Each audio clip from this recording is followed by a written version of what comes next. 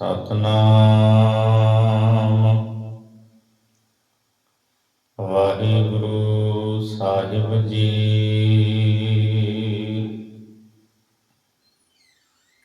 ਗੜ Baghdad ਨਿਵਾਏ ਕੈ, ਮੱਕਾ ਮਦੀਨਾ ਸਭੇ ਨਿਵਾਇਆ। ਸਿੱਧ 84 ਮੰਡਲੀ, ਖਟ ਦਰਸ਼ਨ ਪਾਖੰਡ ਜਿਣਾਇਆ।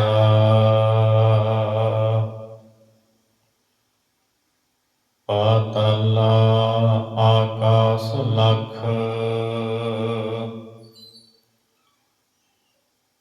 ਜੀਤੀ ਧਰਤੀ ਜਗਤ ਸਮਾਇਆ। ਜੀਤੇ ਨਵਖੰਡ ਮੇਦਨੀ, ਸਤਿਨਾਮ ਦਾ ਚੱਕਰ ਫਿਰਾਇਆ। ਦੇਵ ਦਾਨੋ ਰਾਕਸ ਦੈਤ ਸਭ, ਚਿਤ ਉਪਤ ਸਭ ਚਰਨੀ ਲਾਇਆ।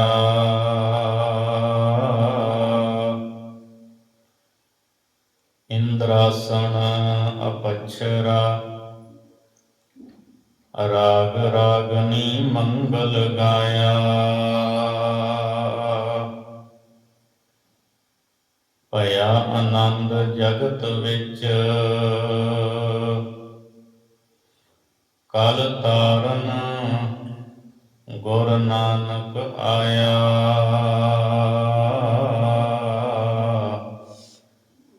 ਹਿੰਦੂ ਮੁਸਲਮਾਨ ਨਿਵਾਇਆ,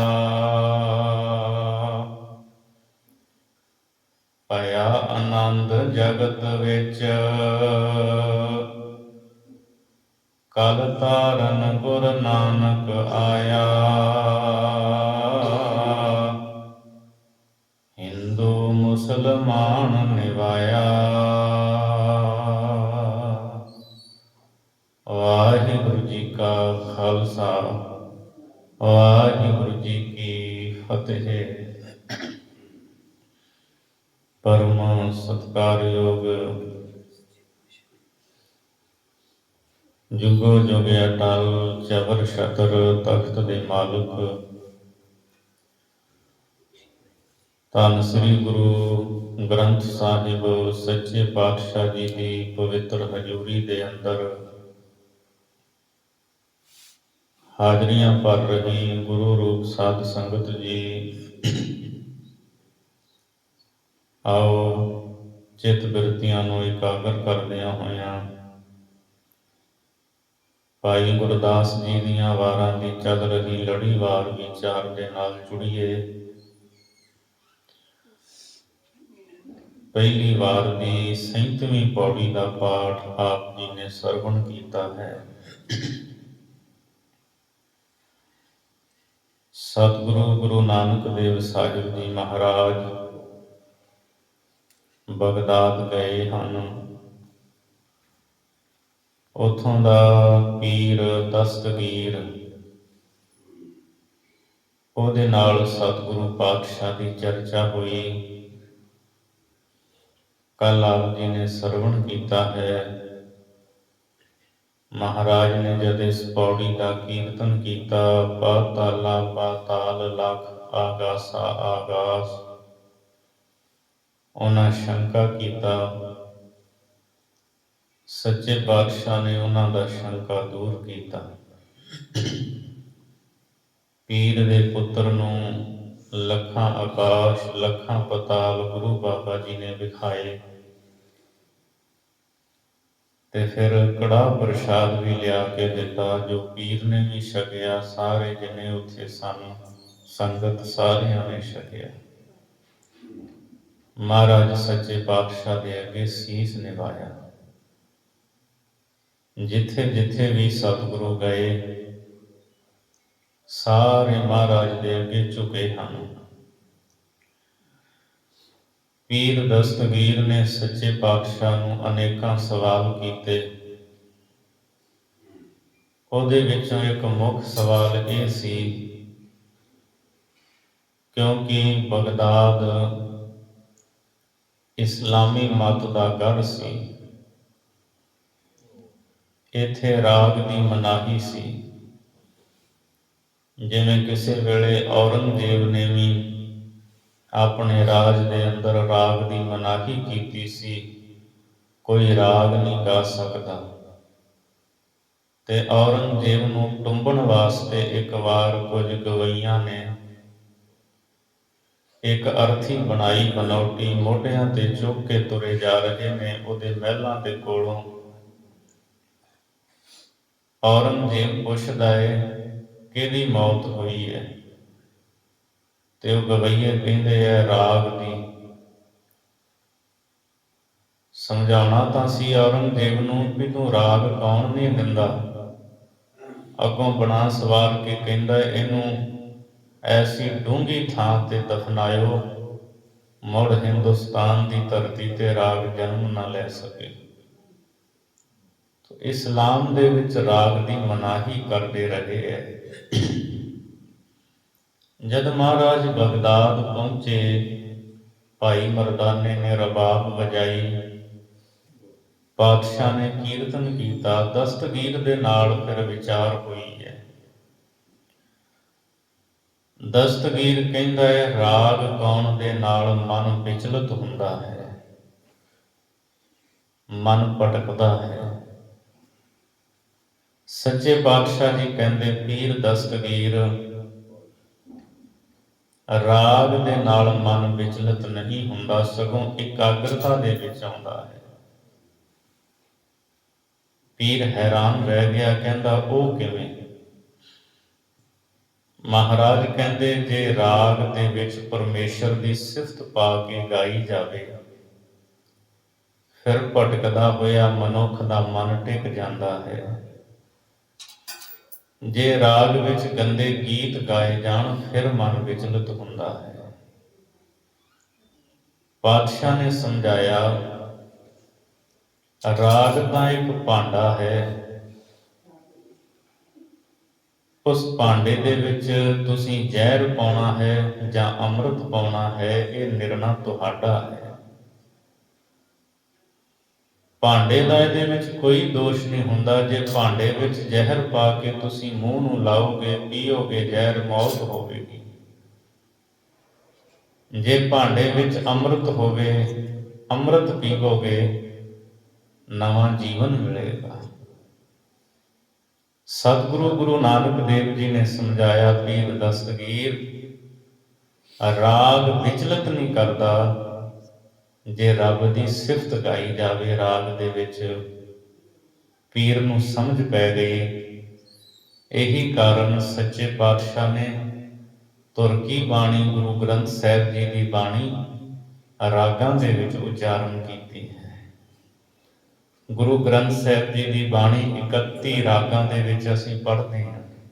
ਮੂਲ 31 ਰਾਗ ਨੇ, ਵਿੱਚ ਸਾਨੂੰ ਮਿਸ਼ਰਤ ਰਾਗ ਵੀ ਮਿਲਦੇ ਨੇ, ਜਿਵੇਂ ਸੂਹੀ ਦੇ ਨਾਲ ਲਲਿਤ ਮਿਲਾ ਕੇ ਪਾਤਸ਼ਾਹ ਨੇ ਉਚਾਰਨ ਕੀਤਾ ਹੈ। ਔਰ ਇਸੇ ਤਰ੍ਹਾਂ ਬਸੰਤ ਦੇ ਨਾਲ ਹਿੰਡੋਲ ਹੈ। ਇਸ ਤਰ੍ਹਾਂ ਪਰ ਗਿਣਤੀ ਦੇ ਵਿੱਚ ਮੂਲ ਅਸੀਂ 31 ਗਿਣਤੀ ਕਰਦੇ ਹਾਂ। 31 ਰਾਗਾਂ ਦੇ ਵਿੱਚ ਗੁਰੂ ਗ੍ਰੰਥ ਸਾਹਿਬ ਦੀ ਬਾਣੀ ਹੈ। ਸਤਿਗੁਰੂ ਨੇ ਜੋ ਸਮਝਾਇਆ ਪੀਰ ਦਸਤਗੀਰ ਨੂੰ ਸਮਝ ਪੈ ਗਈ ਹੈ। ਫਿਰ ਮਹਾਰਾਜ ਸੱਚੇ ਪਾਤਸ਼ਾਹ ਇੱਥੇ ਬਗਦਾਦ ਵਿੱਚ ਕੀਰਤਨ ਕਰਦੇ ਰਹੇ। ਜਿੰਨੇ ਦਿਨ ਸਤਿਗੁਰੂ ਰਹੇ, ਭਾਈ ਮਰਦਾਨਾ ਰਬਾਬ ਵਜਾਉਂਦਾ ਹੈ, ਸਤਿਗੁਰੂ ਸ਼ਬਦ ਉਚਾਰਦੇ ਹੈ, ਕੀਰਤਨ ਕਰਦੇ ਹੈ। ਤੇ ਜਿੰਨੇ ਵੀ ਬਗਦਾਦ ਦੇ ਲੋਕ ਹੈ, ਸੰਗਤ ਹੈ, ਕੀਰਤਨ ਸੁਣਨ ਆਉਂਦੀ ਹੈ, ਕੀਰਤਨ ਸੁਣ ਕੇ ਨਿਹਾਲ ਹੁੰਦੀ ਹੈ। ਇੱਥੇ ਹੀ ਬਗਦਾਦ ਦੇ ਵਿੱਚ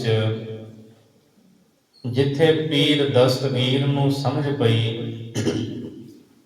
ਉੱਥੇ ਹੀ ਇੱਕ ਰੱਬ ਦਾ ਪਿਆਰਾ ਫਕੀਰ ਸੀ। ਇਹਦਾ ਨਾਮ ਸੀ ਬਹਿਲੋਲ। ਇਹ ਬਹਿਲੋਲ ਹਰ ਰੋਜ਼ ਸਤਿਗੁਰੂ ਦੇ ਕੋਲ ਕੀਰਤਨ ਸੁਣਨ ਆਉਂਦਾ ਸੀ। ਡਾਕਟਰ ਭਾਈ ਵੀਰ ਸਿੰਘ ਹੁਣਾਂ ਨੇ ਵੀ ਇਸ ਦਾ ਜ਼ਿਕਰ ਕੀਤਾ ਹੈ ਤੇ ਪ੍ਰਿੰਸੀਪਲ ਸਤਵੀਰ ਸਿੰਘ ਹੁਣਾਂ ਨੇ ਵੀ ਬਲਿਓ ਚਿਰਾਗ ਦੇ ਵਿੱਚ ਪੁਸਤਕ ਵਿੱਚ ਜ਼ਿਕਰ ਕੀਤਾ ਹੈ। ਇਹ ਬਹਿਲੋਲ ਹਰ ਰੋਜ਼ ਕੀਰਤਨ ਸੁਣਦਾ ਹੈ। ਕੀਰਤਨ ਸੁਣ ਕੇ ਇਹਦੇ ਮਨ ਨੂੰ ਬਹੁਤ ਰਸ ਆਇਆ। ਕਦੇ ਵੀ ਨਾਗਾ ਨਹੀਂ ਪਾਉਂਦਾ, ਰੋਜ਼ ਗੁਰੂ ਨਾਨਕ ਸਾਹਿਬ ਦੀ ਸੰਗਤ ਕਰਦਾ ਹੈ।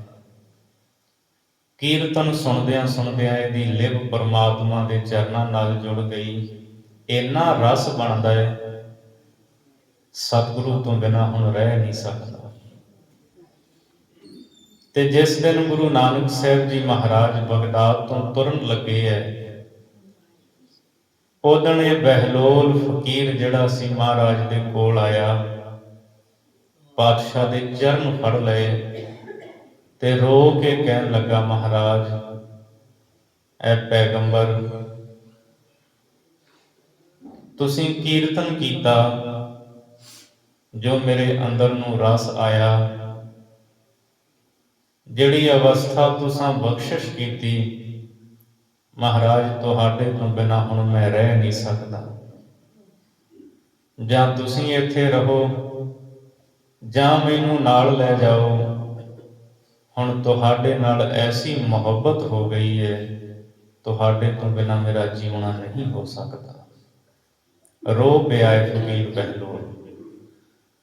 ਸੱਚੇ ਪਾਤਸ਼ਾਹ ਗੁਰੂ ਨਾਨਕ ਸਾਹਿਬ ਜੀ ਨੇ ਫਕੀਰ ਦੇ ਸਿਰ ਤੇ ਹੱਥ ਰੱਖਿਆ, ਬਚਨ ਕੀਤਾ, ਬਹਿਲੋਲ, ਸਰੀਰ ਕਰਕੇ ਅਸੀਂ ਭਾਵੇਂ ਤੇਰੇ ਤੋਂ ਦੂਰ ਜਾਵਾਂਗੇ, ਪਰ ਸ਼ਬਦ ਕਰਕੇ ਅਸੀਂ ਸਦਾ ਤੇਰੇ ਨਾਲ ਰਹਾਂਗੇ। ਲੋਕ ਪਰਲੋਕ ਵਿੱਚ ਕਦੇ ਵੀ ਤੇਰਾ ਤੇ ਮੇਰਾ ਸਾਥ ਦੂਰ ਨਹੀਂ ਹੋਵੇਗਾ। ਫਕੀਰ ਸੁਣ ਕੇ ਗਦ-ਗਦ ਹੋ ਗਿਆ। ਭਾਈ ਵੀਰ ਸਿੰਘ ਲਿਖਦੇ ਹੈ, ਉਹਨਾਂ ਨੇ ਇੱਕ ਅੰਗਰੇਜ਼ੀ ਦੀ ਪੁਸਤਕ ਦਾ ਹਵਾਲਾ ਦਿੰਦਿਆਂ ਜ਼ਿਕਰ ਕੀਤਾ ਹੈ ਕਿ ਬਗਦਾਦ ਦੇ ਵਿੱਚ ਜਿਸ ਪੱਥਰ ਤੇ ਬੈਠ ਕੇ ਸਤਿਗੁਰੂ ਜੀ ਕੀਰਤਨ ਕਰਦੇ ਰਹੇ ਸਨ, ਜਿਹੜੀ ਸਿਰ ਵੱਡੀ ਸੀ, ਸਤਿਗੁਰੂ ਦੇ ਜਾਣ ਤੋਂ ਬਾਅਦ ਬਹਿਲੋਲ ਹਰ ਰੋਜ਼ ਆਉਂਦਾ ਹੈ, ਉੱਥੇ ਬੈਠ ਕੇ ਬੰਦਗੀ ਕਰਦਾ ਹੈ। ਲੰਮਾ ਸਮਾਂ ਇਸ ਬਹਿਲੋਲ ਨੇ ਉੱਥੇ ਬਹਿ ਕੇ ਇਬਾਦਤ ਕੀਤੀ ਹੈ। ਤੇ ਭਾਈ ਵੀਰ ਸਿੰਘ ਲਿਖਦੇ ਨੇ 60 ਸਰਦੀਆਂ, ਮਤਲਬ ਸਤਿਗੁਰੂ ਦੇ ਜਾਣ ਤੋਂ ਬਾਅਦ 60 ਸਾਲ ਇਹ ਫਕੀਰ ਬਹਿਲੋਲ ਉੱਥੇ ਬੰਦਗੀ ਕਰਦਾ ਰਿਹਾ। ਤੇ ਉੱਥੋਂ ਦੇ ਕਹਿੰਦੇ ਜਿਹੜੇ ਸਿਲਾ ਲੇਖ ਨੇ ਨਾ, ਭਾਵੇਂ ਉਹਨਾਂ ਤੇ ਉਹ ਬਾਅਦ ਵਿੱਚ ਲਿਖਿਆ ਗਿਆ, ਪੱਥਰਾਂ ਤੇ ਜਿਹੜਾ ਲਿਖਿਆ ਸਿਲਾ ਲੇਖ ਮਿਲਦੇ ਨੇ, ਮਹਾਰਾਜ ਦੇ ਵੱਲੋਂ ਲਿਖਿਆ, ਗੁਰੂ ਨਾਨਕ ਸਾਹਿਬ ਦੇ ਵੱਲੋਂ, ਬਹਿਲੋਲ ਮੇਰੀ ਜਿੰਦ ਦਾ ਮਹਿਰਮ ਹੈ, ਇਹ ਮੇਰਾ ਪਿਆਰਾ ਹੈ। ਸੱਚੇ ਪਾਤਸ਼ਾਹ ਜਿਨ੍ਹਾਂ ਦੇ ਅੰਦਰ ਪਿਆਰ ਜਗਾ ਜਾਂਦੇ ਨੇ, ਫਿਰ ਉਹ ਗੁਰੂ ਨਾਨਕ ਸਾਹਿਬ ਦੇ ਚਰਨਾਂ ਦੇ ਭੌਰੇ ਬਣ ਕੇ ਹੀ ਸਾਰਾ ਜੀਵਨ ਬਤੀਤ ਕਰਦੇ ਹੈ। ਬਹਿਲੋਲ ਦੇ ਜਿਹੜੇ ਚੇਲੇ ਨੇ, ਮੁਰੀਦ ਨੇ, ਉਹ ਇਹਦੇ ਕੋਲ ਆਉਂਦੇ ਨੇ, ਉਹਨਾਂ ਨੂੰ ਵੀ ਬੰਦਗੀ ਕਰਨ ਦਾ ਉਪਦੇਸ਼ ਦਿੰਦਾ ਹੈ। ਇੱਕ ਵਾਰ ਇਰਾਕ ਦਾ ਹਾਕਮ ਆਇਆ ਬਹਿਲੋਲ ਦੀ ਸਿਫਤ ਸੁਣ ਕੇ। ਬਹਿਲੋਲ ਢੋਲ ਆ ਕੇ ਬੈਠਾ ਹੋਇਆ ਸੀ, ਲੱਤਾਂ ਪਸਾਰ ਕੇ ਬੈਠਾ ਸੀ। ਇਰਾਕ ਦੇ ਬਾਦਸ਼ਾਹ ਨੇ, ਹਾਕਮ ਨੇ ਆ ਕੇ ਕਿਹਾ, ਫਕੀਰ ਬਹਿਲੋਲ, ਮੈਂ ਤੈਨੂੰ ਕੁਝ ਦੇਣ ਵਾਸਤੇ ਆਇਆ ਹਾਂ, ਜੋ ਚਾਹਨਾ ਹੈ ਮੰਗ। ਫਕੀਰ ਚੁੱਪ ਰਿਹਾ। ਜਦ ਦੂਜੀ ਵਾਰ ਤੀਜੀ ਵਾਰ ਕਿਹਾ, ਬਹਿਲੋਲ ਬੋਲ ਪਿਆ। ਉਸ ਹਾਕਮ ਨੂੰ ਕਹਿੰਦਾ ਹੈ, ਬਸ ਇੱਕ ਵਾਰਾਂ ਆਇਆ ਸੀ, ਉਹ ਮੇਰੀਆਂ ਝੋਲੀਆਂ ਭਰ ਗਿਆ ਹੈ। ਜਿੱਦਣ ਤੋਂ ਉਹਨੇ ਝੋਲੀ ਭਰ ਦਿੱਤੀ ਹੈ, ਹੁਣ ਮੰਗਣ ਦੀ ਬਿਰਤੀ ਹੀ ਨਹੀਂ ਰਹੀ। ਉਹਨੇ ਇਸ਼ਾਰਾ ਕੀਤਾ ਗੁਰੂ ਨਾਨਕ ਸਾਹਿਬ ਜੀ ਦੇ ਵੱਲ। ਇੱਕ ਦਿਨ ਆਇਆ, ਝੋਲੀ ਭਰ ਗਿਆ, ਰੱਜ ਗਿਆ। ਹਾਕਮ ਵਾਪਸ ਚਲਿਆ ਗਿਆ। ਉਹਦੇ ਜਾਣ ਤੋਂ ਬਾਅਦ ਮੁਰੀਦ ਕਹਿੰਦੇ ਨੇ, ਪੀਰ ਬਹਿਲੋਲ, ਆਪਾਂ ਕਿਹੜਾ ਮੰਗਣ ਗਏ ਆ, ਬਾਦਸ਼ਾਹ ਆਪ ਚੱਲ ਕੇ ਆਇਆ ਦੇਣ ਵਾਸਤੇ, ਘੱਟੋ ਘੱਟ ਛੱਤ ਪਵਾ ਲੈਂਦੇ। ਤੇ ਫਕੀਰ ਬਹਿਲੋਲ ਕਹਿੰਦਾ ਹੈ ਮੁਰੀਦਾਂ ਨੂੰ, ਕਹਿੰਦਾ ਤੁਸੀਂ ਵੇਖਿਆ ਜਦੋਂ ਬਾਦਸ਼ਾਹ ਆਇਆ ਮੈਂ ਕਿਵੇਂ ਬੈਠਾ ਸੀ? ਕਹਿੰਦੇ ਹਾਂ, ਢੋਲ ਆ ਕੇ, ਲੱਤਾਂ ਪਸਾਰ ਕੇ। ਫਕੀਰ ਕਹਿੰਦਾ ਹੈ ਜਿਸ ਦਿਨ ਫਕੀਰ ਹੱਥ ਅੱਡਣ ਲੱਗ ਪਵੇ, ਉਦਣ ਫਿਰ ਲੱਤਾਂ ਪਸਾਰਨੀਆਂ ਬੰਦ ਹੋ ਜਾਂਦੀਆਂ ਨੇ, ਭਾਵ ਉਦਣ ਬੇਪਰਵਾਹੀ ਚਲੀ ਜਾਂਦੀ ਹੈ। ਐਸਾ ਬੇਪਰਵਾਹ ਫਕੀਰ ਸੀ ਇਹ ਬਹਿਲੋਲ। ਸੱਚੇ ਪਾਤਸ਼ਾਹ ਗੁਰੂ ਨਾਨਕ ਸਾਹਿਬ ਜੀ ਨੇ ਐਸਾ ਨਿਸ਼ਚਾ ਇਹਦੇ ਮਨ ਵਿੱਚ ਪੈਦਾ ਕੀਤਾ, ਸਾਰੀ ਜ਼ਿੰਦਗੀ ਗੁਰੂ ਨਾਨਕ ਸਾਹਿਬ ਦਾ ਮੁਰੀਦ ਬਣ ਕੇ, ਸਤਿਗੁਰੂ ਦਾ ਸਿੱਖ ਬਣ ਕੇ ਇਹਨੇ ਆਪਣਾ ਜੀਵਨ ਬਤੀਤ ਕੀਤਾ ਹੈ। तो महाराज ने बहुत सारिਆਂ ਨੂੰ ਨਿਵਾਜਿਆ, ਰਹਿਮਤਾਂ ਕੀਤੀਆਂ। ਭਾਈ ਗੁਰਦਾਸ ਜੀ ਨੇ ਜ਼ਿਕਰ ਕੀਤਾ ਹੈ, ਸੰਖੇਪ ਵਿੱਚ ਜ਼ਿਕਰ ਕਰਦੇ ਨੇ। ਆਓ ਪਿਆਰ ਦੇ ਨਾਲ ਅੱਗੇ ਸਰਵਣ ਕਰੀਏ। ਵਾਹਿਗੁਰੂ ਜੀ। ਗੜ ਬਗਦਾਦ ਨਿਵਾਏ ਕੈ, ਮੱਕਾ ਮਦੀਨਾ ਸਭੇ ਨਿਵਾਇਆ। ਭਾਈ ਗੁਰਦਾਸ ਜੀ ਕਹਿੰਦੇ ਜਿਹੜਾ ਬਗਦਾਦ ਹੈ ਨਾ, ਇਹ ਪੀਰਾਂ ਦਾ ਗੜ੍ਹ ਸੀ। ਗੜ੍ਹ ਦਾ ਵੈਸੇ ਅਖਰੀ ਅਰਥ ਕਿਲਾ ਹੁੰਦਾ, ਭਾਵ ਇੱਥੇ ਬਹੁਤ ਸਾਰੇ ਪੀਰ ਫਕੀਰ ਸਨ। ਗੁਰੂ ਨਾਨਕ ਸਾਹਿਬ ਜੀ ਨੇ ਬਗਦਾਦ ਦੇ ਵਿੱਚ ਪੀਰ ਦਸਤਗੀਰ ਨੂੰ, ਪੀਰ ਬਹਿਲੋਲ ਨੂੰ ਨਿਹਾਲ ਕੀਤਾ। ਗੜ੍ਹ ਬਗਦਾਦ ਦੇ ਪੀਰਾਂ ਨੂੰ ਜਿੱਤ ਕੇ, ਜਿਹੜਾ ਪੀਰਾਂ ਦਾ ਗੜ੍ਹ ਸੀ, ਮੱਕਾ ਮਦੀਨਾ ਸਭੇ ਨਿਵਾਇਆ। ਮੱਕਾ ਮਦੀਨਾ ਇਹ ਸਾਰੇ ਪਹਿਲਾਂ ਹੀ ਸਤਿਗੁਰੂ ਜਿੱਤ ਚੁੱਕੇ ਨੇ, ਇਹਨਾਂ ਨੂੰ ਨਿਵਾ ਚੁੱਕੇ ਨੇ। ਮੱਕੇ ਤੇ ਮਦੀਨੇ ਦੇ ਲੋਕ ਗੁਰੂ ਨਾਨਕ ਸਾਹਿਬ ਜੀ ਤੋਂ ਅੰਮ੍ਰਿਤ ਬਚਨ ਸੁਣ ਕੇ ਸੱਚੇ ਪਾਤਸ਼ਾਹ ਦੇ ਅੱਗੇ ਨਿਉ ਗਏ, ਝੁਕ ਗਏ। ਜਿਨ੍ਹਾਂ ਨੇ ਕਦੇ ਲੱਤਾਂ ਮਾਰੀਆਂ ਸੀ, ਤੁਰਨ ਵੇਲੇ ਉਹਨਾਂ ਨੇ ਵੀ ਕਿਹਾ ਸੀ, ਗੁਰੂ ਬਾਬਾ ਜੀ ਚਰਨਾਂ ਦੀ ਖੜਾਂ ਦੇ ਜਾਓ, ਅਸੀਂ ਪੂਜਾਂਗੇ। ਤਰੀ ਨਿਸ਼ਾਨੀ ਕੌਂਸ ਦੀ ਮੱਕੇ ਅੰਦਰ ਪੂਜ ਕਰਾਈ, ਆਪ ਜੀ ਨੇ ਪਿੱਛੇ ਸਰਵਣ ਕੀਤਾ ਹੈ। ਗੁਰੂ ਨਾਨਕ ਸਾਹਿਬ ਸੱਚੇ ਪਾਤਸ਼ਾਹ ਦਾ ਉਦਾਸੀਆਂ ਦਾ ਸਫ਼ਰ ਵੀ ਬੜਾ ਲੰਬੇਰਾ ਰਿਹਾ ਹੈ। ਪੂਰਨ ਤੌਰ ਤੇ ਤਾਂ ਕੋਈ ਵੀ ਇਸ ਨੂੰ ਬਿਆਨ ਨਹੀਂ ਕਰ ਸਕਦਾ, ਭਾਵੇਂ ਇਤਿਹਾਸਕਾਰਾਂ ਨੇ ਜ਼ਿਕਰ ਜ਼ਰੂਰ ਕੀਤਾ ਹੈ, ਪਰ ਸਾਰੀਆਂ ਗੱਲਾਂ ਲਿਖੀਆਂ ਨਹੀਂ ਜਾ ਸਕਦੀਆਂ। ਬਗਦਾਦ ਦੇ ਸਫ਼ਰ ਦੌਰਾਨ ਜਦੋਂ ਸਤਿਗੁਰੂ ਬਗਦਾਦ ਜਾਂਦੇ ਹੈ, ਮੱਕੇ ਮਦੀਨੇ ਜਾਂਦੇ ਹੈ, ਇਸ ਸਫ਼ਰ ਦੇ ਦੌਰਾਨ ਸਤਿਗੁਰੂ ਦੇ ਜੀਵਨ ਦੀ ਇੱਕ ਘਟਨਾ ਪੜ੍ਹਨ ਨੂੰ ਮਿਲੀ ਹੈ।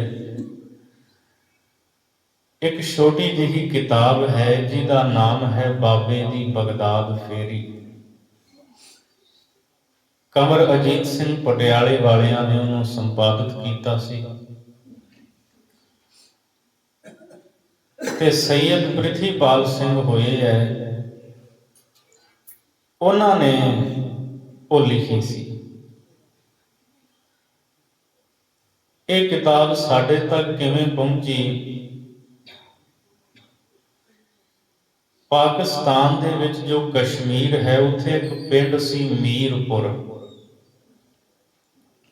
ਉਸ ਮੀਰਪੁਰ ਪਿੰਡ ਦੇ ਵਿੱਚ ਮੁਸਤਾਕ ਹੁਸੈਨ ਦਾ ਜਨਮ ਹੋਇਆ। ਮੁਸਤਾਕ ਹੁਸੈਨ ਦੇ ਪਿਤਾ ਦਾ ਨਾਮ ਸੀ ਮੁਜ਼ੱਫਰ ਹੁਸੈਨ, ਬੜਾ ਵਿਦਵਾਨ ਸੀ ਉਹ। ਮੁਜ਼ੱਫਰ ਹੁਸੈਨ ਆਪਣੇ ਪੁੱਤਰ ਮੁਸਤਾਕ ਹੁਸੈਨ ਨੂੰ ਹਜ ਵਾਸਤੇ ਮੱਕੇ ਮਦੀਨੇ ਲੈ ਕੇ ਜਾਂਦਾ ਹੈ ਤੇ ਪਿਤਾ ਦੀ ਇਹ ਖਾਹਿਸ਼ ਸੀ ਕਿ ਮੇਰਾ ਪੁੱਤਰ ਚੰਗਾ ਪੜ੍ਹ ਲਿਖ ਕੇ ਵਿਦਵਾਨ ਬਣੇ। ਉਹਨੇ ਮਦੀਨੇ ਦੇ ਵਿੱਚ ਆਪਣੇ ਪੁੱਤਰ ਨੂੰ ਉੱਥੇ ਪੜ੍ਹਨੇ ਪਾ ਦਿੱਤਾ, ਮੁਸ਼ਤਾਕ ਹੁਸੈਨ ਨੂੰ। ਮੁਸ਼ਤਾਕ ਹੁਸੈਨ ਉੱਥੇ ਪੜ੍ਹਦਾ ਰਿਹਾ ਮਦੀਨੇ ਦੇ ਵਿੱਚ। ਮਦੀਨੇ ਦੇ ਵਿੱਚ ਪੜ੍ਹਦਿਆਂ ਮੁਸ਼ਤਾਕ ਹੁਸੈਨ ਨੂੰ ਉੱਥੋਂ ਦੀ ਪੁਰਾਣੀ ਲਾਇਬ੍ਰੇਰੀ ਦੇ ਵਿੱਚੋਂ ਇੱਕ ਕਿਤਾਬ ਮਿਲੀ ਜੋ ਅਰਬੀ ਵਿੱਚ ਲਿਖੀ ਹੋਈ ਸੀ। ਉਸ ਕਿਤਾਬ ਦਾ ਨਾਮ ਸੀ ਸਿਆਤੋ ਬਾਬਾ ਨਾਨਕ ਫਕੀਰ। ਜਦੋਂ ਨੇ ਉਹ ਕਿਤਾਬ ਪੜ੍ਹੀ, ਇੰਨਾ ਜ਼ਿਆਦਾ ਉਸ ਕਿਤਾਬ ਨੂੰ ਪੜ੍ਹ ਕੇ ਮੁਸ਼ਤਾਕ ਹੁਸੈਨ ਪ੍ਰਭਾਵਿਤ ਹੋਇਆ। ਜਦੋਂ ਮਦੀਨੇ ਤੋਂ ਉਹ ਵਾਪਸ ਆਪਣੇ ਪਿੰਡ ਆਇਆ, ਇਹ 1927, 30, 31 ਦੀਆਂ ਗੱਲਾਂ ਨੇ। ਜਦੋਂ ਪਿੰਡ ਆਇਆ, ਉਹਨੇ ਕਈ ਧਰਮਾਂ ਦਾ ਅਧਿਐਨ ਕੀਤਾ ਤੇ ਉਹ ਕਿਤਾਬ ਮਦੀਨੇ ਵਿੱਚੋਂ ਪੜ੍ਹ ਕੇ ਆਇਆ ਸੀ। ਸਤਿਗੁਰੂ ਗੁਰੂ ਨਾਨਕ ਸਾਹਿਬ ਦੇ ਬਾਰੇ ਉਸ ਕਿਤਾਬ ਵਿੱਚ ਲਿਖਿਆ ਸੀ। ਉਸ ਕਿਤਾਬ ਦੇ ਲਿਖਾਰੀ ਦਾ ਨਾਂ ਸੀ ਤਾਜਦੀਨ। ਤੇ ਜਦੋਂ ਸਤਿਗੁਰੂ ਇਸ ਸਫ਼ਰ ਵਿੱਚ ਰਹੇ ਹੈ, ਤਾਜਦੀਨ ਗੁਰੂ ਨਾਨਕ ਸਾਹਿਬ ਦੇ ਨਾਲ ਰਿਹਾ ਹੈ ਉਸ ਕਿਤਾਬ ਦੇ ਮੁਤਾਬਕ। ਇਹਦਾ ਪਿਤਾ ਜਿਹੜਾ ਸੀ ਨਾ ਮੁਸ਼ਤਾਕ ਹੁਸੈਨ ਦਾ, ਜਦੋਂ ਕੁਝ ਧਰਮ ਦੇ ਨਾਮ ਤੇ ਲੜਾਈਆਂ ਹੋਈਆਂ, ਕਸ਼ਮੀਰ ਵਿੱਚ ਖੂਨ ਖਰਾਬਾ ਹੋਇਆ, ਮੁਸ਼ਤਾਕ ਹੁਸੈਨ ਨੂੰ ਜਦੋਂ ਉਹਨੇ ਵੇਖਿਆ, ਪਤਾ ਲੱਗਾ ਵੀ ਇਹਦੇ ਵਿੱਚ ਮੇਰੇ ਪਿਤਾ ਦਾ ਵੀ ਹੱਥ ਹੈ, ਉਹ ਦੁਖੀ ਹੋਇਆ ਵੀ ਇਹ ਨਹੀਂ ਸੀ ਹੋਣਾ ਚਾਹੀਦਾ, ਇਹਦਾ ਖੂਨ ਨਹੀਂ ਸੀ ਡੁੱਲਣਾ ਚਾਹੀਦਾ। ਅਖੀਰ ਉਸਨੇ ਲਾਹੌਰ ਗੁਰਦੁਆਰਾ ਡੇਰਾ ਸਾਹਿਬ ਆ ਕੇ ਸਿੱਖ ਧਰਮ ਅਪਣਾਉਣ ਦੀ ਇੱਛਾ ਜ਼ਾਹਰ ਕੀਤੀ। ਉੱਥੋਂ ਦੇ ਹੈੱਡ ਗ੍ਰੰਥੀ ਗਿਆਨੀ ਅਛਰ ਸਿੰਘ ਜੀ ਸਨ। ਬਾਅਦ ਵਿੱਚ ਉਹ ਅਕਾਲ ਤਖਤ ਸਾਹਿਬ ਦੇ ਜਥੇਦਾਰ ਬਣੇ। ਉਹ ਆਪ ਪੰਜਾਂ ਪਿਆਰਿਆਂ ਦੀ ਸੇਵਾ ਵਿੱਚ ਲੱਗੇ ਤੇ ਮੁਸ਼ਤਾਕ ਹੁਸੈਨ ਨੇ ਅੰਮ੍ਰਿਤ ਛਕਿਆ। ਅੰਮ੍ਰਿਤ ਛਕ ਕੇ ਨਾਂ ਰੱਖਿਆ ਪ੍ਰਿਥੀਪਾਲ ਸਿੰਘ। ਉਹ ਆਪਣੇ ਨਾਂ ਦੇ ਨਾਲ ਸੈਯਦ ਲਿਖਦੇ ਸੀ, ਸੈਯਦ ਪ੍ਰਿਥੀਪਾਲ ਸਿੰਘ। ਪਹਿਲਾਂ ਮੁਸਲਮਾਨ ਸੀ, ਫਿਰ ਸਿੰਘ ਸਾਡੇ ਦੇ। ਗੁਰੂ ਗ੍ਰੰਥ ਸਾਹਿਬ ਦੀ ਬਾਣੀ ਪੜ੍ਹੀ, ਫਿਰ ਉਹ ਕਥਾਵਾਚਕ ਬਣੇ, ਕਥਾ ਪ੍ਰਚਾਰ ਕਰਦੇ ਰਹੇ ਸਿੱਖ ਧਰਮ ਦਾ। 1967-68 ਦੇ ਵਿੱਚ ਨਾ ਉਹਨਾਂ ਦਾ ਅਕਾਲ ਚਲਾਣਾ ਹੋਇਆ। ਸੈਯਦ ਪ੍ਰਿਥੀਪਾਲ ਸਿੰਘ ਜਿਹੜੇ ਮੁਸ਼ਤਾਕ ਹੁਸੈਨ ਸਨ ਪਹਿਲਾਂ, ਉਹ ਮਦੀਨੇ ਵਿੱਚ ਪੜ੍ਹਦਿਆਂ ਹੋਇਆਂ ਉਹ ਜਿਹੜੀ ਕਿਤਾਬ ਸੀ ਨਾ ਤਾਜਦੀਨ ਦੀ ਲਿਖੀ, ਉਹਦੇ ਵਿੱਚੋਂ ਕੁਝ ਗੱਲਾਂ ਨੋਟ ਕਰਕੇ ਲਿਆਏ ਸੀ। ਉਹ ਲਿਖਦੇ ਨੇ ਵੀ ਜਿਹੜਾ ਬਗਦਾਦ ਦਾ ਸਫ਼ਰ ਹੈ, ਜਦੋਂ ਮਹਾਰਾਜ ਇਸ ਸਫ਼ਰ ਦੇ ਵਿੱਚ ਰਹੇ ਹੈ, ਕਈਆਂ ਨੂੰ ਨਿਹਾਲ ਕੀਤਾ। ਸਤਿਗੁਰੂ ਕੀਰਤਨ ਕਰਦੇ ਨੇ, ਨਿਹਾਲ ਕਰਦੇ ਨੇ। ਉਹ ਤਾਜਦੀਨ ਲਿਖਦਾ ਹੈ, ਹਿੰਦੀ ਪੀਰ ਗੁਰੂ ਨਾਨਕ ਸਾਹਿਬ ਨੂੰ ਕਹਿੰਦਾ, ਹਿੰਦੀ ਪੀਰ ਉਹਦੇ ਕੋਲ ਅਸੀਂ ਜਾਂਦੇ ਹਾਂ ਸਰੋਦ ਸੁਣਨ। ਰਬਾਬ ਵੱਜਦੀ ਸੀ ਤੇ ਹਿੰਦੀ ਪੀਰ ਅਰਬੀ ਦੇ ਵਿੱਚ ਬੋਲਦਾ ਸੀ, ਕੀਰਤਨ ਕਰਦਾ ਸੀ। ਤਾਜਦੀਨ ਨਾਲ ਲਿਖਦਾ, ਕਹਿੰਦਾ ਅਸੀਂ ਉਹਦੇ ਵਾਸਤੇ ਖਜੂਰਾਂ ਤੇ ਸ਼ਹਿਦ ਲੈ ਕੇ ਜਾਂਦੇ ਸੀ। ਉਸ ਇਲਾਕੇ ਵਿੱਚ ਖਜੂਰਾਂ ਬੜੀਆਂ ਹੁੰਦੀਆਂ ਨੇ। ਅੰਮ੍ਰਿਤ ਵੇਲੇ ਗਾਉਂਦਾ ਸੀ ਸਵੇਰੇ, ਸੂਰਜ ਚੜ੍ਹਨ ਤੋਂ ਪਹਿਲਾਂ ਹੀ ਸੰਗਤ ਆ ਜਾਂਦੀ ਸੀ, ਜੁੜਦੀ ਸੀ ਤੇ ਗੁਰੂ ਨਾਨਕ ਸਾਹਿਬ ਜੀ ਕੀਰਤਨ ਕਰਦੇ ਹੈ। ਹੁਣ ਧਿਆਨ ਦੇ ਨਾਲ ਸੁਣਿਓ। ਉਹ ਅੱਗੇ ਲਿਖਦਾ ਹੈ, ਮਹਾਰਾਜ ਕੀਰਤਨ ਕਰਦੇ ਨੇ,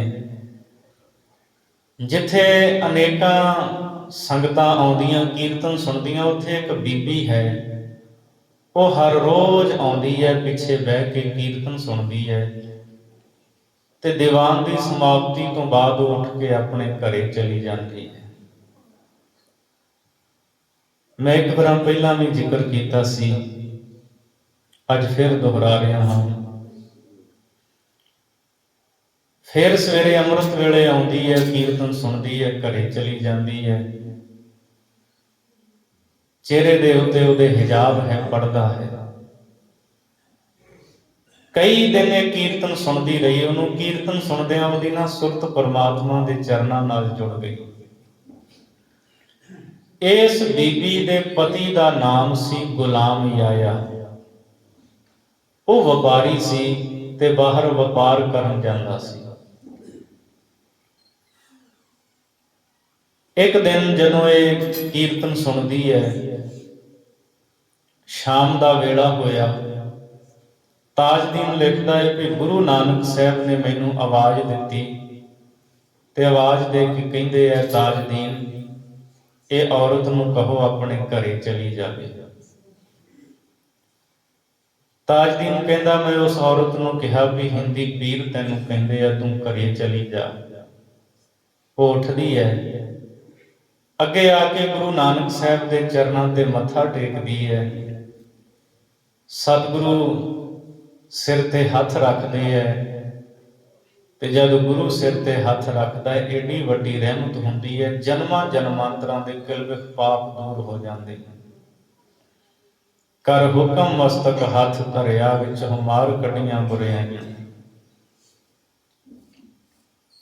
ਜਦੋਂ ਪਿੱਛੇ ਮੁੜ ਕੇ ਥੋੜੀ ਦੂਰ ਜਾਂਦੀ ਹੈ, ਇੱਕਦਮ ਵਾਪਸ ਆ ਕੇ ਕਹਿੰਦੀ ਹੈ,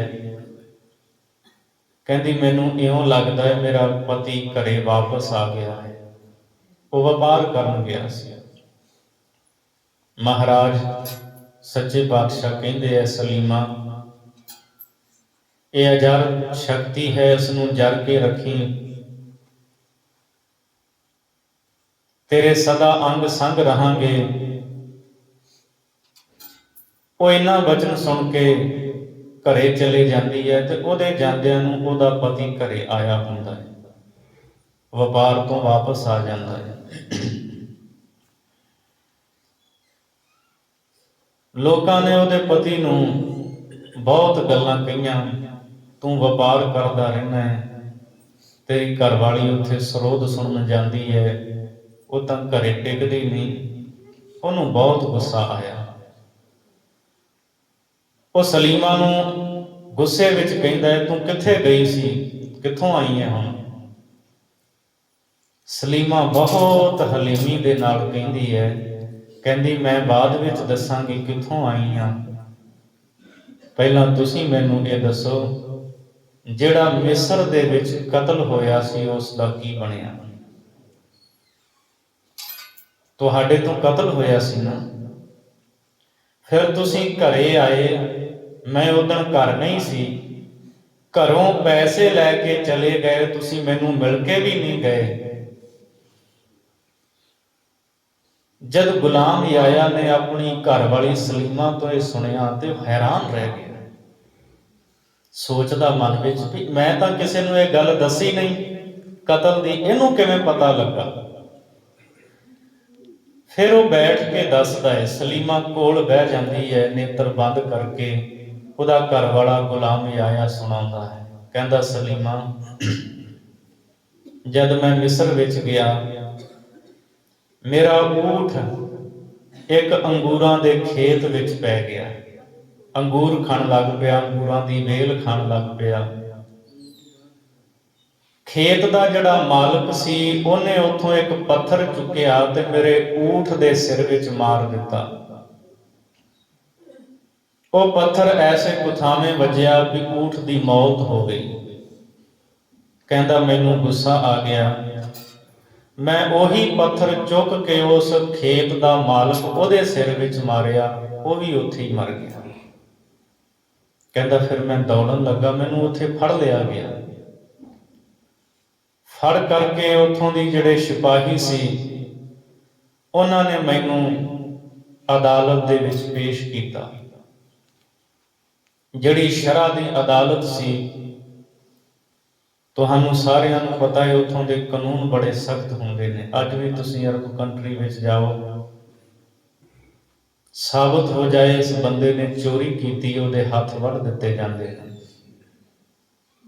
ਤਾਂ ਹੀ ਤੁਸੀਂ ਵੇਖੋਗੇ ਬਹੁਤ ਘੱਟ ਚੋਰੀਆਂ ਨੇ ਉਹਨਾਂ ਦੇਸ਼ਾਂ ਵਿੱਚ।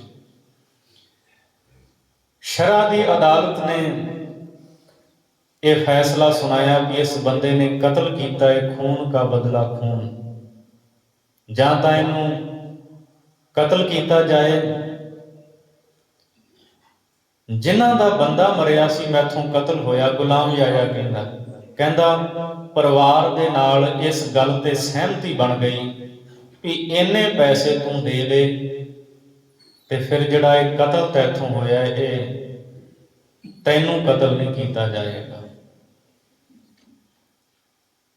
ਗੁਲਾਮ ਯਾਹਿਆ ਕਹਿੰਦਾ ਸਲੀਮਾ, ਮੈਂ ਉਹਨਾਂ ਨੂੰ ਕਿਹਾ ਠੀਕ ਹੈ, ਮੈਂ ਪੈਸੇ ਦੇ ਦੇਵਾਂਗਾ, ਪਰ ਮੇਰੇ ਕੋਲ ਇੱਥੇ ਪੈਸੇ ਨਹੀਂ, ਮੈਂ ਘਰੇ ਜਾ ਕੇ ਪੈਸੇ ਲੈ ਕੇ ਆਵਾਂਗਾ, ਫਿਰ ਮੈਂ ਪੈਸੇ ਦੇ ਸਕਦਾ ਹਾਂ।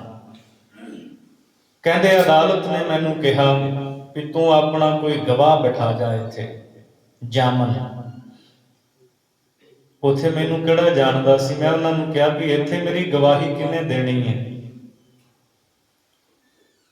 ਉਸ ਵਕਤ ਸਲੀਮਾ ਤੂੰ ਮੈਨੂੰ ਚੇਤੇ ਆਈ ਵੀ ਹੁਣ ਤਾਂ ਮੇਰੀ ਮੌਤ ਹੈ, ਇੱਥੇ ਮੇਰੀ ਕਿਸੇ ਨੇ ਗਵਾਹੀ ਦੇਣੀ ਨਹੀਂ, ਇਹਨਾਂ ਨੇ ਮੈਨੂੰ ਫਾਹੇ ਟੰਗ ਦੇਣਾ ਹੈ, ਤੇ ਮੈਂ ਤੈਨੂੰ ਚੇਤੇ ਕੀਤਾ। ਸਲੀਮਾ ਪਿੱਛੇ ਰੋਵੇਗੀ, ਕੁਰਲਾਵੇਗੀ, ਪਤਾ ਨਹੀਂ ਇਹ ਖਬਰ ਉਹਦੇ ਤੱਕ ਪੁੱਜਣੀ ਵੀ ਹੈ ਮੇਰੀ ਮੌਤ ਦੀ ਕਿ ਨਹੀਂ। ਗੁਲਾਮ ਯਾਹਿਆ ਕਹਿੰਦਾ ਜਦੋਂ ਮੈਂ ਤੈਨੂੰ ਚੇਤੇ ਕੀਤਾ, ਉਸੇ ਵੇਲੇ ਅਦਾਲਤ ਦੇ ਵਿੱਚ ਇੱਕ ਫਕੀਰ ਆਇਆ ਤੇ ਉਸ ਫਕੀਰ ਨੇ ਉੱਚੀ ਆਵਾਜ਼ ਵਿੱਚ ਕਿਹਾ, ਗੁਲਾਮ ਯਾਹਿਆ ਤੇਰੀ ਗਵਾਹੀ ਮੈਂ ਦਿੰਦਾ ਹਾਂ, ਜਾ ਘਰੇ ਜਾ ਤੂੰ ਪੈਸੇ ਲੈ ਕੇ ਆ। ਕਹਿੰਦਾ ਮੈਂ ਰੱਬ ਦਾ ਸ਼ੁਕਰ ਕੀਤਾ, ਮੈਂ ਉੱਥੋਂ ਤੁਰਿਆ ਤੇ ਕਈ ਦਿਨਾਂ ਦਾ ਸਫ਼ਰ ਮੁਕਾ ਕਰਕੇ ਜਦੋਂ ਮੈਂ ਘਰੇ ਆਇਆ, ਤੂੰ ਘਰੇ ਨਹੀਂ ਸੀ। ਮੈਂ ਪੈਸੇ ਲਏ ਖਜ਼ਾਨੇ ਵਿੱਚੋਂ ਤੇ ਉਸੇ ਵੇਲੇ ਚਲਿਆ ਗਿਆ। ਮੈਂ ਤੈਨੂੰ ਦੱਸਿਆ ਹੀ ਨਹੀਂ ਵੀ ਉਹ ਇੱਥੇ ਕਿਤੇ ਕੰਮ ਗਈ ਹੋਵੇਗੀ। ਮੈਂ ਪੈਸੇ ਲੈ ਕੇ ਚਲਿਆ ਗਿਆ ਤੇ ਜਿਸ ਦਿਨ ਮੈਂ ਅਦਾਲਤ ਵਿੱਚ ਪਹੁੰਚਣਾ ਸੀ ਉਹ ਅਖੀਰਲਾ ਦਿਨ ਸੀ, ਜਿੰਨੇ ਦਿਨਾਂ ਦੀ ਮੋਹਲਤ ਦਿੱਤੀ ਸੀ, ਤੇ ਜਿੰਨੇ ਮੇਰੀ ਗਵਾਹੀ ਦਿੱਤੀ ਸੀ ਨਾ ਜਿਸ ਫਕੀਰ ਨੇ, ਉਹ ਫਕੀਰ ਅਦਾਲਤ ਵਿੱਚ ਸੀ। ਮੈਂ ਛੇਤੀ ਅਦਾਲਤ ਵਿੱਚ ਪਹੁੰਚਣ ਦਾ ਯਤਨ ਕਰ ਰਿਹਾ ਸੀ ਤੇ ਮੈਨੂੰ ਪਤਾ ਲੱਗਾ ਮੇਰੇ ਫਕੀਰ ਨੂੰ ਕਿਹਾ ਜਾ ਰਿਹਾ ਸੀ, ਗਵਾਹ ਨੂੰ,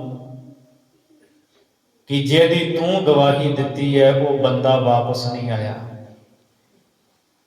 ਹੁਣ ਉਸ ਬੰਦੇ ਦੇ ਬਦਲੇ ਤੁਹਾਨੂੰ ਕਤਲ ਕੀਤਾ ਜਾਵੇਗਾ। ਕਹਿੰਦਾ ਮੈਨੂੰ ਸੂਝ ਮਿਲੀ, ਮੇਰੇ ਕੰਨਾਂ ਵਿੱਚ ਆਵਾਜ਼ ਪਈ, ਮੇਰਾ ਜਾਮਨ ਅਦਾਲਤ ਵਿੱਚ ਬੋਲ ਕੇ ਕਹਿ ਰਿਹਾ ਸੀ, ਜਿਹਦੀ ਮੈਂ ਗਵਾਹੀ ਦੇ ਦਿੰਦਾ ਹਾਂ ਉਹ ਬੰਦਾ ਕਦੇ ਲੋਕ ਪਰਲੋਕ ਵਿੱਚ ਨਹੀਂ ਮੁਕਰਦਾ ਹੁੰਦਾ। ਸਲੀਮਾ ਅੱਖਾਂ ਬੰਦ ਕਰਕੇ, ਉਹਦੀਆਂ ਅੱਖਾਂ ਹੰਝੂਆਂ ਨਾਲ ਭਰੀਆਂ ਸਨ, ਸੁਣ ਰਹੀ ਸੀ, ਜਾਣਦੀ ਸੀ। ਗੁਲਾਮ ਯਾਹਿਆ ਕਹਿੰਦਾ ਜਦੋਂ ਮੈਂ ਉੱਥੇ ਅਦਾਲਤ ਵਿੱਚ ਪਹੁੰਚਿਆ ਪੈਸੇ ਲੈ ਕੇ, ਮੈਂ ਪੈਸੇ ਦੇਣ ਲੱਗਾ, ਉਹ ਜਿਹੜਾ ਮੇਰਾ ਗਵਾਹ ਸੀ ਉਹ ਅਦਾਲਤ ਤੋਂ ਬਾਹਰ ਨਿਕਲ ਆਇਆ। ਬਿਲਕੁਲ ਆਖਰੀ ਦਿਨ ਮੈਂ ਅਦਾਲਤ ਵਿੱਚ ਪਹੁੰਚਿਆ, ਪੈਸੇ ਦਿੱਤੇ, ਮੇਰਾ ਕੇਸ ਰਫਾ ਦਫਾ ਕਰ ਦਿੱਤਾ ਗਿਆ। ਪੈਸਿਆਂ ਦੇ ਬਦਲੇ ਫਿਰ ਮੈਨੂੰ ਹੋਰ ਕੋਈ ਸਜ਼ਾ ਨਹੀਂ ਦਿੱਤੀ ਗਈ। ਕਹਿੰਦਾ ਮੈਂ ਜਦੋਂ ਅਦਾਲਤ ਤੋਂ ਬਾਹਰ ਨਿਕਲਿਆ, ਮੈਂ ਕਿਹਾ ਵੇਖਾਂ ਤਾਂ ਸਹੀ ਜਿਹਨੇ ਮੇਰੀ ਗਵਾਹੀ ਦਿੱਤੀ ਹੈ ਕੌਣ ਹੈ। ਅਦਾਲਤ ਦੇ ਬਾਹਰ ਲੋਕਾਂ ਦੀ ਭੀੜ ਲੱਗੀ ਸੀ। ਮੈਂ ਲੋਕਾਂ ਦੀ ਭੀੜ ਨੂੰ ਪੁੱਛਿਆ ਵੀ ਮੇਰਾ ਗਵਾਹ ਇੱਥੇ ਬਾਹਰ ਨਿਕਲਿਆ ਹੈ, ਕਿੱਧਰ ਗਿਆ? ਤੇ ਲੋਕਾਂ ਨੇ ਕਿਹਾ ਸਾਨੂੰ ਪਤਾ ਨਹੀਂ, ਅਸੀਂ ਉਸ ਨੂੰ ਨਹੀਂ ਜਾਣਦੇ, ਉਹ ਤਾਂ ਕੋਈ ਤੈਨੂੰ ਜਾਣਕਾਰ, ਤੈਨੂੰ ਜਾਣਨ ਵਾਲਾ ਬੰਦਾ ਸੀ। ਸਲੀਮਾ ਮੈਂ ਹੈਰਾਨ ਹਾਂ, ਉਸ ਇਲਾਕੇ ਵਿੱਚ ਮੈਨੂੰ ਕੋਈ ਨਹੀਂ ਜਾਣਦਾ, ਪਰ ਮੇਰੀ ਗਵਾਹੀ ਅਦਾਲਤ ਵਿੱਚ ਕਿਸ ਨੇ ਦਿੱਤੀ? ਸਲੀਮਾ ਚੁੱਪ ਕਰਕੇ ਸੁਣਦੀ ਰਹੀ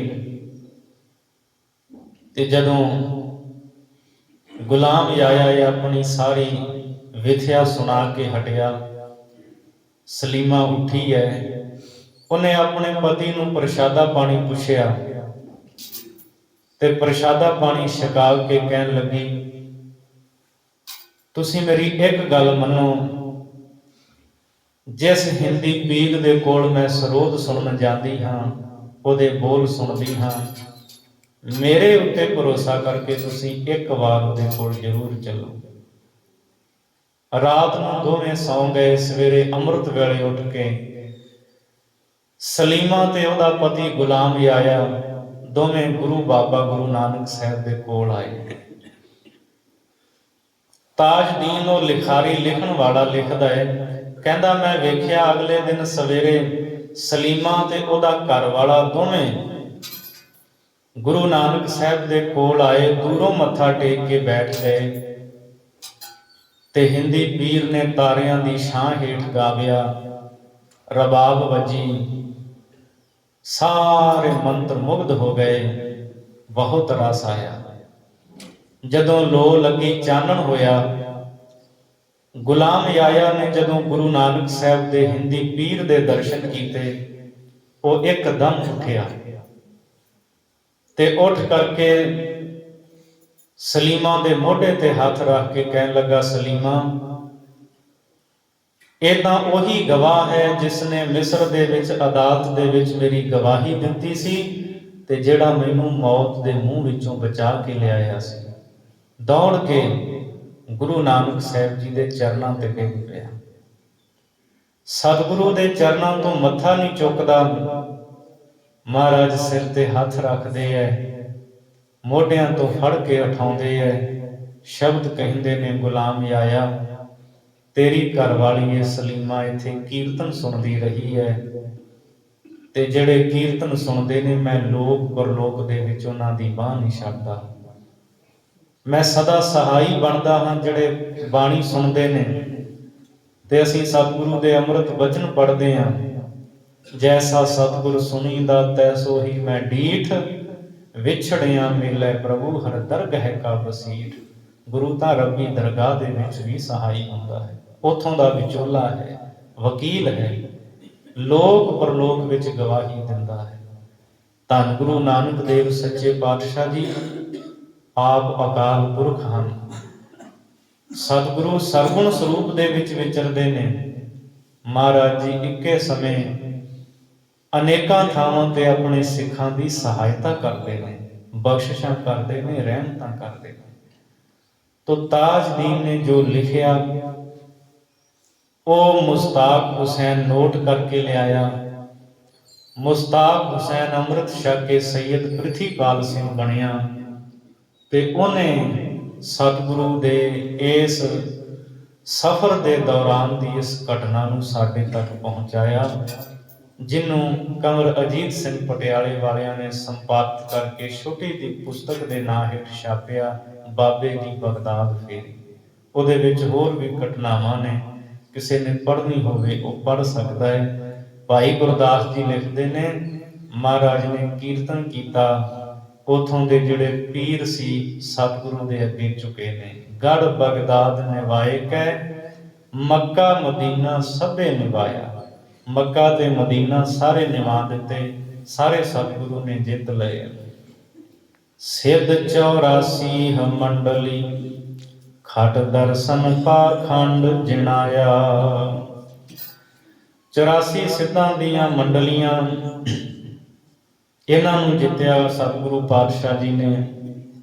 6 ਦਰਸ਼ਨ ਭਾਵ 6 ਭੇਖ ਦੇ ਜਿਹੜੇ ਸਾਧੂ, 6 ਭੇਖਾਂ ਦੇ ਪਾਖੰਡ ਆਦਿਕਾਂ ਨੂੰ ਵੀ ਸਤਿਗੁਰੂ ਨੇ ਜਿੱਤਿਆ ਤੇ ਉਹਨਾਂ ਨੂੰ ਦੱਸਿਆ ਵੀ ਭੇਖ ਦੇ ਵਿੱਚ ਨਹੀਂ, ਪਰਮਾਤਮਾ ਦੀ ਬੰਦਗੀ ਕਰਨ ਦੇ ਵਿੱਚ ਹੀ ਵੱਡੀਆਂ ਰਹਿਮਤਾਂ ਮਿਲਦੀਆਂ ਨੇ।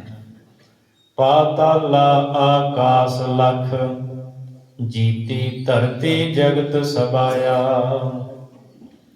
ਪੀਰ ਦਸਤਗੀਰ ਦੇ ਪੁੱਤਰ ਨੂੰ ਲੱਖਾਂ ਆਕਾਸ਼ ਲੱਖਾਂ ਪਤਾਲ ਮਹਾਰਾਜ ਨੇ ਵਿਖਾਏ। ਸਾਰੀ ਧਰਤੀ ਸਾਰਾ ਜਗਤ ਹੀ ਗੁਰੂ ਨਾਨਕ ਸਾਹਿਬ ਨੇ ਜਿੱਤ ਲਿਆ।